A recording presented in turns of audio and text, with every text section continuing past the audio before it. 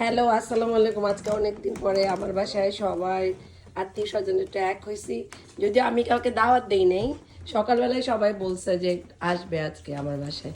এই জন্য ইনস্ট্যান্ট যতটুকু পারছি রান্না বান্না করে একটু একত্রিত হয়েছি। যারা যারা দেখতে আসছি যারা যারা আসতে চায় এমনি এমনি আসে, আসলে দাওয়াতটা কোনো উপলক্ষ না।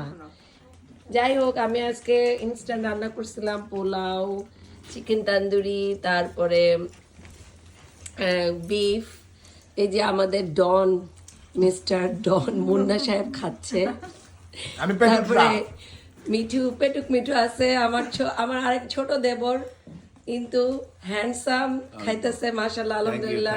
এবং আমাদের খুবই খুবই সবচাইতে হিরো দুলাভাই, আমাদের ভাই কইবেটা তাকান, ওই ভাই খাইতেছে আলহামদুলিল্লাহ।